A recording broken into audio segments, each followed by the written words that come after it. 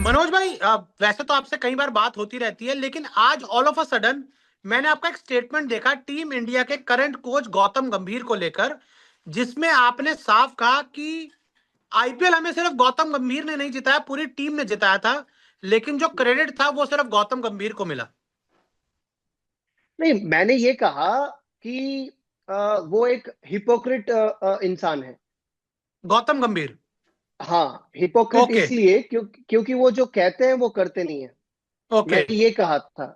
और ये इसलिए कहा था कि आप लोगों को पता है, शायद एक न्यूज चैनल में उन्होंने बैठ के उन्होंने हम्म। कहा था कि ये जितने भी विदेशी कोचेज हैं, जितने भी बाहर से आते हैं जो आईपीएल में कोचिंग करने आते हैं, चाहे टीम इंडिया के कोच बनते हैं सपोर्ट स्टाफ में, उन हम्म। लोगों की टीम के प्रति कोई इमोशंस, कोई फीलिंग्स नहीं होता। इन लोगों को नहीं जी। लेना चाहिए। हाँ। ये लोग आते हैं, अपना मजा करते हैं, एंजॉय करते हैं, बहुत पैसा लेते हैं विदाउट इमोशंस और चले जाते हैं। जी। तो जब इनके पास वो मौका था, जब सपोर्ट स्टाफ चुनने का मौका था, जो लंबा लिस्ट इन्होंने दिया था बीसीसीआई में कि मुझे ये सब प्लेयर्स चाहिए, ये सब सपोर्ट स्टाफ चाहिए कोचिंग के साथ साथ, तो क्यों नहीं वो अपने इंडियन कोचेस को वो सामने रखे? क्यों हम्म। उनको रायन टेंडुलकर को लाना पड़ा फील्डिंग कोच के तहत? हम्म। क्यों इनको मॉर्ने मॉर्कल को लाना पड़ा फील्डिंग बॉलिंग कोच के तहत? ये सब हम्म। दिखता है आंखों के सामने। लखनऊ सुपर जायंट्स में मॉर्नर मॉर्कल थे, यहाँ जहाँ पे ये मेंटर थे, तो उनको थोड़ा मदद कर दिया गया। आपके रायन टेंडुलकर केकेआर के लिए मैच जब खेलता था तो वो तब से है, तो इनका बॉन्डिंग अच्छा है, तो इनको लाया गया।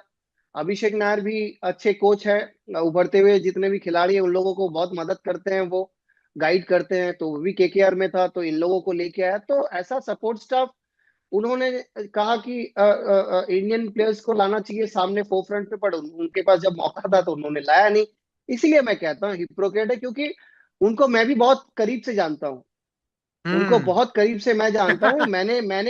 मैंने क्या कंट्रीब्यूट किया है केकेआर में, सिर्फ बल्लेबाजी से नहीं, कितने ओपिनियंस, कितने प्लेयर्स को रिकमेंड मैंने किया है कि इसको लेना चाहिए। सुनील गावस्कर को आज मैं सबके सामने कहना चाहता हूँ, क्योंकि ये ऑन एयर जाएगी, इसलिए मैं चाहूंगा लोग ये जाने कि सुनील नारायण को टीम केकेआर में लेने के पीछे मनोज तिवारी का हाथ बहुत ज्यादा है।